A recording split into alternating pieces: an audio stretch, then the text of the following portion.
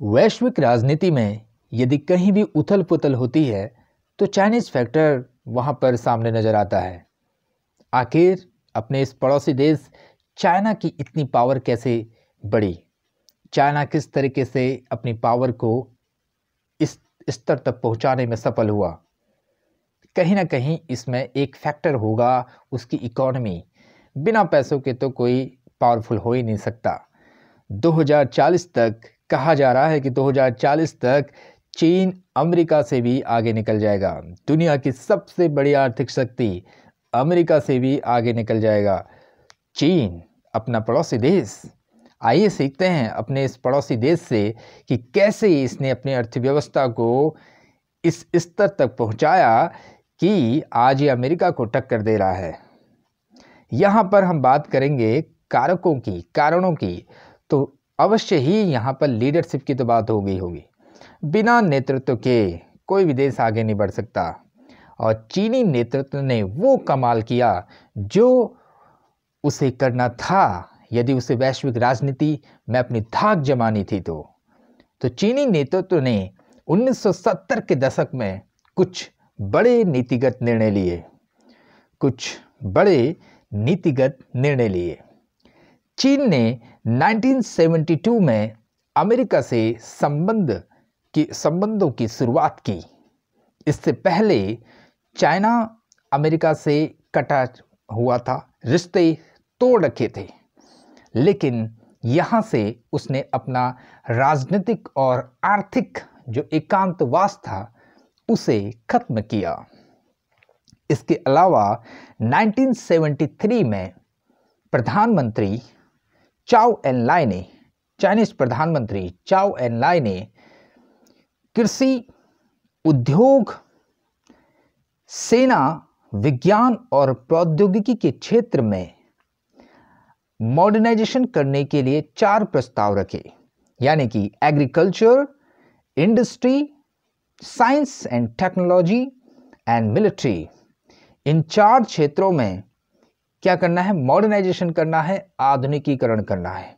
जी हाँ, कोई भी देश यदि वैश्विक स्तर पर अपनी धाक जमाना चाहता है, वैश्विक शक्ति बनना चाहता है, एक वैश्विक आर्थिक शक्ति बनना चाहता है, तो कृषि का मॉडर्नाइजेशन तो जरूरी है। कृषि का आधुनिकीकरण करना ही होगा, उद्योगों का आधुनिकीकरण करना होगा, सेना का आधुनिकीकरण करना होगा, साइंस एंड टेक्नोलॉजी के क्षेत्र में आधुनिकीकरण को अपनाना होगा। तो 1973 में प्रधानमंत्री चाओ एन लाई ने इन 4 क्षेत्रों में आधुनिकीकरण के 4 प्रस्ताव रखे थे।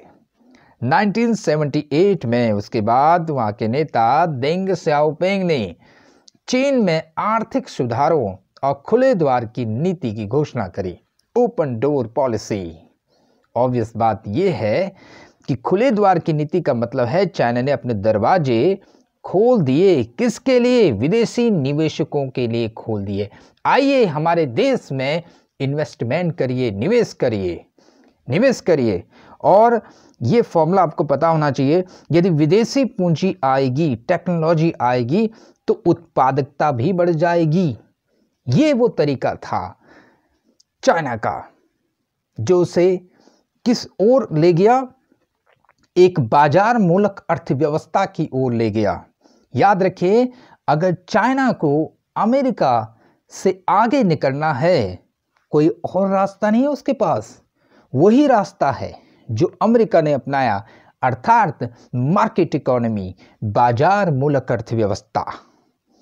लेकिन चाइना ने बाजार मूलक अर्थव्यवस्था को शॉक थेरेपी की तरह नहीं अपनाया।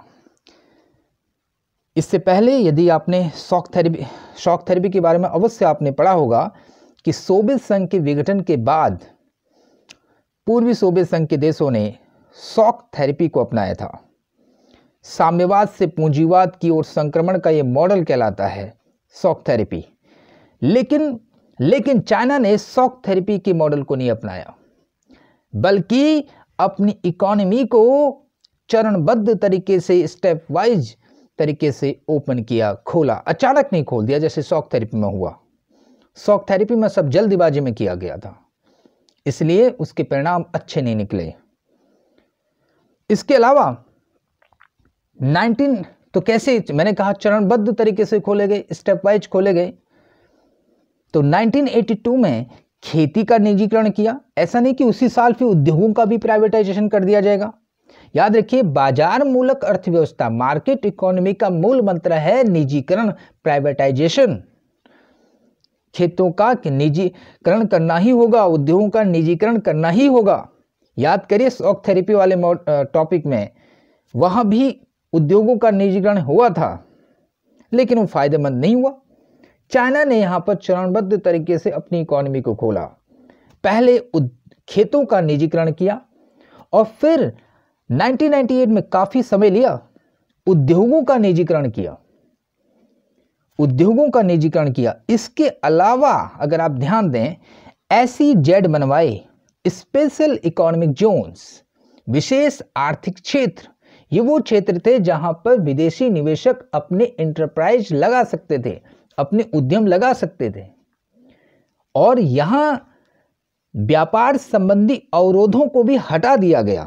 SEZ वाले इलाके में जो व्यापार संबंधी बैरियर्स थे, ट्रेड संबंधी जो बैरियर थे, उनको भी हटा दिया गया। जैसे कि टैक्स को लेकर हर देश की अपनी अपनी छूटें होती हैं। हमारे देश में भी SEZ पॉलिसी को बाद में अपनाया गया था। चाइना की इकोनॉमी, चाइना का ही वो फैक्टर था जिसकी वजह से SEZ पर महत्ता दी गई थी। ओके, तो आप यहाँ पर देख सकते हैं कि चाइना ने मार्केट इकोनॉमी तो अपनाई, लेकिन चरणबद्ध तरीके से अपनाई 1982 में, 1998 में, और फिर इस तरीके से SEZ। ये तीन बड़े फैक्टर यहाँ पर आते हैं। ये जो नई आर्थिक नीति अपनाई चाइना ने, इस नई आर्थिक नीति के कारण चीन की अर्थव्यवस्था, जो पहले जड़ता थी उसकी अर्थव्यवस्था में, उस जड़ता से उबरने में उसे सहायता मिली। अभी हमने कहा था कि खेतों का निजीकरण किया, तो खेतों का निजीकरण करने से कैसा फायदा मिला उसे, ध्यान देना, वेरी इंपॉर्टेंट टॉपिक है। कृषि का निजीकरण करने से क्या फायदा हुआ? कृषि के निजीकरण के कारण कृषि उत्पाद में बढ़ोतरी हुई। ऑब्वियस बात है, प्रोडक्शन बढ़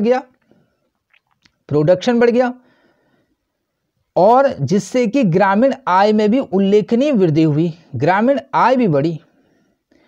अगर कृषि का निजीकरण करेंगे, ये बात सत्य नहीं, शॉक थेरेपी में ऐसा नहीं हुआ था, लेकिन यहां पर हुआ है कि कृषि उत्पाद भी बढ़े हैं, प्रोडक्शन क्वांटिटी बढ़ी है, और गांव के लोगों की इनकम भी बढ़ी है। इनकम बढ़ने के साथ साथ लोगों ने बचत भी करनी शुरू कर दी, निजी बचत ये भी बढ़ी। ग्रामीण अर्थव्यवस्था में निजी बचत का जो परिमाण था वो भी बढ़ा, और इससे क्या हुआ, जो ग्रामीण उद्योगों की तादाद है वो बड़ी तेजी से बढ़ने लगी। ऑब्वियस बात है, यदि आप बचत करोगे, सेविंग करोगे, तो कहीं ना कहीं इन्वेस्टमेंट करने की कोशिश करोगे, और वो जो इन्वेस्टमेंट है वो फिर कहाँ से आ जाएगा, फिर उद्योगों में आ जाएगा। तो ये चार चीजें यहाँ पर निकल कर आई कृषि के निजीकरण करने से। जो फायदे हुए, इन शॉर्ट मैंने यहाँ समझा रखा है, कृषि उत्पाद बढ़े, उल्लेखनीय वृद्धि हुई, ग्रामीण आय में भी उल्लेखनीय वृद्धि हुई, निजी बचत बढ़ी, और ग्रामीण उद्योगों की संख्या भी बढ़ गई। इसके अलावा, क्योंकि हमने कहा था कि SEZ भी बनवाए गए थे, ये जो SEZ वाली पॉलिसी अपनाई, विशेष आर्थिक क्षेत्र, इनके निर्माण से विदेशी व्यापार बढ़ गया, विदेशी व्यापार में भी उल्लेखनीय वृद्धि हुई, ट्रेड बढ़ने लग गया, और चीन पूरे विश्व में FDI, प्रत्यक्ष विदेशी निवेश के लिए सबसे आकर्षक देश बनकर उभर गया। चीन के पास विदेशी मुद्रा का अब विशाल भंडार है, और इसके दम पर चीन दूसरे देशों पर भी क्या कर रहा है, इन्वेस्टमेंट कर रहा है, दूसरे देशों पर भी इन्वेस्टमेंट कर रहा है। इसके अलावा जो उद्योगों का निजीकरण हुआ, इससे भी चाइना को फायदा हुआ। दोनों ही क्षेत्रों में, उद्योग हो या कृषि, दोनों ही क्षेत्रों में चीन की अर्थव्यवस्था की वृद्धि दर तेज रही। इसके अलावा एक और चीज अगर हम ध्यान दें, चाइना एक विशाल आबादी वाला देश है, बहुत बड़ा इलाका है, बड़ा भूभाग है उसके पास, रिसोर्सेस हैं, संसाधन हैं, खनिजों की विशाल मात्रा है, खनिज के विशाल भंडार हैं, क्षेत्रीय अवस्थिति, उसकी जो लोकेशन है और उसका जो राजनीतिक प्रभाव है, पॉलिटिकल इन्फ्लुएंस है, वो कहीं ना कहीं चीन के प्रभाव को क्या कर रहा है, कई गुना बढ़ा रहा है, कई गुना बढ़ा रहा है। लेकिन इसमें एक और चीज आ रही है, आर्थिक वृद्धि। अगर अगर अगर हम ये कहें कि आज चीन के उसके पड़ोसी देशों पर प्रभाव बढ़ता जा रहा है, तो उसमें चीन की विशाल आबादी है का योगदान है, उसका बड़ा भूभाग है, उसके संसाधन है, उसकी लोकेशन है, उसका पॉलिटिकल इन्फ्लुएंस है, प्लस ये आर्थिक वृद्धि है जिसकी बात यहां पर हम कर रहे हैं, ये इकोनॉमिक ग्रोथ है उसकी। ये सब चीजें मिलकर चीन के प्रभाव को कई गुना बढ़ा देते हैं। और ये भी ध्यान देना होगा आपको कि आर्थिक स्तर पर अपने पड़ोसी मुल्कों से, पड़ोसी देशों से कनेक्शन की वजह से, जुड़ाव की वजह से चीन पूर्व एशिया के विकास का इंजन बना हुआ है। पूर्व एशिया चाइना से लिंक करता है, अपना बॉर्डर शेयर करता है म्यांमार के through. South east Asian countries के बारे में जब हमने आसियान में पढ़ा था तो चाइना भी वहाँ पर इंक्लूड है, हालांकि आसियान में तो नहीं है, लेकिन आसियान ने एक मंच प्रदान किया है जिसमें वैश्विक शक्तियां भी क्या कर सकती हैं, वैश्विक मुद्दों पर डिबेट कर सकती है। तो यही वजह है कि आसियान भी अपना इन्फ्लुएंस बढ़ा रहा है। आसियान एक सफल संगठन है, मैंने वहाँ बोला था। तो चाइना वहीं से पूर्व एशिया के विकास का इंजन बना हुआ है, उस पूर्व एशिया का जो आज अपना इन्फ्लुएंस बढ़ा रहा है, आसियान। कोरिया की अगर हम बात करें, जापान से काफ़ी उसकी टक्कर रहती है नॉर्थ कोरिया की। तो नॉर्थ कोरिया में भी चाइना का बहुत बड़ा फैक्टर मौजूद है, इन्फ्लुएंस मौजूद है। और यही वजह है कि क्षेत्रीय मामलों में चाइना का प्रभाव बहुत बढ़ गया है। भारत के पड़ोसी देश, चाहे हम पाकिस्तान की बात करें, नेपाल की बात करें, बांग्लादेश की बात करें, श्रीलंका की बात करें, म्यांमार की बात करें, यहाँ आप सुनते नजर आते होंगे न्यूज में कि चाइना का प्रभाव, चाइना का इन्फ्लुएंस अलग अलग क्षेत्रों में नए नए टॉपिक को लेकर आते रहता है। कभी चाइना वहाँ पर कोई इन्वेस्टमेंट के द्वारा या पॉलिटिकल डिस्टर्बेंस पैदा करके अपना इन्फ्लुएंस बढ़ाता है। इसके अलावा 2001 में चीन WTO का मेंबर बन गया था, और WTO के मेंबर बनने से चाइना को फ़ायदा क्या होगा, क्योंकि WTO में कई सारे मेंबर हैं, तो उन मेंबर के साथ भी उसका कनेक्शन बढ़ जाएगा। तो चाइना की इकॉनमी को खोलने की दिशा में ये उसके द्वारा उठाया गया एक और कदम था। अब चाइना की जो इकॉनमी थी वो वर्ल्ड इकॉनमी से क्या हो गई, जुड़ गई थी। तो ये चीज़ें यहाँ पर हमने शॉर्ट में समझी, और इसको लेकर कैसे प्रश्न आ सकते हैं वो अब हम समझ सकते हैं। ये देखिए, इधर एक प्रश्न है, चीन की अर्थव्यवस्था को शक्तिशाली अर्थव्यवस्था बनाने में सहायक कारक कौन कौन से हैं। तो आर्थिक सुधार की अगर हम बात करें, वही टॉपिक यहाँ पर बात हो रही है जो हमने यहाँ पर पढ़ा। आप यहाँ पर पढ़ सकते हो कि क्या क्या बातें यहाँ पर लिखी हुई हैं। आर्थिक सुधारों द्वारा चीन विश्व भर में बहुत तेजी से आगे बढ़ रहा है और आर्थिक वृद्धि कर रहा है, और कहा जा रहा है कि 2040 तक वह अमेरिका से भी आगे निकल जाएगा। पड़ोसी देशों से जुड़ाव, जी हाँ, पड़ोसी देशों से रिश्ते बनाने बहुत ज़रूरी हैं, कनेक्शन बहुत अच्छा होना चाहिए, तभी आप आगे बढ़ोगे जी। क्योंकि आपके यदि पड़ोसी देशों में यदि अस्थिरता है तो उसका प्रभाव आप पर पड़ेगा। चाइना ये चीज़ जानता है, इसलिए वो अपने पड़ोसी देशों से जुड़ाव रखता है आर्थिक स्तर पर भी, और अपना इन्फ्लुएंस भी वहाँ पर बढ़ा रहा है। ये बातें हमने डिस्कस करी थी। औद्योगिक विकास के बारे में हमने पढ़ा था, किस तरीके से चाइना ने अपने उद्योगों का विकास किया है। यहाँ पर बात क्या हो रही कि कृषि से पूंजी निकालकर पहले सरकारी नियंत्रण में बड़े उद्योग खड़े करने की नीति, फिर मुक्त व्यापार, विदेशी निवेश की नीति ने चीन के औद्योगिक विकास को बढ़ावा दिया, जिससे अर्थव्यवस्था में सुधार आया। जी हाँ, पहले अगर हम बात करें, यहाँ पर देखो दो बातें यहाँ पर आती है। जो अभी हमने पढ़ा था वो ये था कि मुक्त व्यापार को अपनाया है चाइना ने, विदेशी निवेश की नीति अपनाई है, तो इससे औद्योगिक विकास तो हुआ ही है। उससे पहले चाइना ने क्या किया था, बड़े उद्योग लगाने भी शुरू करे थे। बड़े उद्योग सरकारी नियंत्रण में, किसके नियंत्रण में? सरकारी नियंत्रण में। इसके अलावा विदेश नीति में परिवर्तन हुआ था 1972 में, आपने पढ़ा था 1978 में क्या हुआ था, 1973 में क्या हुआ था। कृषि व उद्योगों का निजीकरण किया गया और उससे क्या फ़ायदा हुआ चाइना को, ये हमने पढ़ा था। विदेशी व्यापार में वृद्धि हो रही है, उसका विदेशी मुद्रा का भंडार भी बढ़ा है और इससे चाइना क्या कर रहा है, इसके दम पर चीन दूसरे देशों पर निवेश कर रहा है। और लास्ट में 2001 में चीन WTO का मेंबर बन गया था। इससे क्या हुआ, चीन की इकॉनमी वर्ल्ड इकॉनमी से जुड़ गई। आइए और प्रश्न देखते हैं। चीनी अर्थव्यवस्था के उदय के 4 कारण लिखें। आप आसानी से लिख सकते हो, बहुत सारी बातें पढ़ी, उनमें से कोई 4 कारण आपको लिखने हैं। इसके अलावा 1970 के दशक में चीन के नेतृत्व द्वारा कौन से 2 प्रमुख नीतिगत निर्णय लिए गए थे? जी हाँ, कोई भी लिख सकते हो आप, 1972 की बात, 1973 की बात। इसके अलावा 1978 वाला पॉइंट भी आप लिख सकते हो। चीन में प्रथम आर्थिक सुधार होने के बाद से सबसे तेज से बढ़ती अर्थव्यवस्था रही है, इस कथन को सिद्ध करें।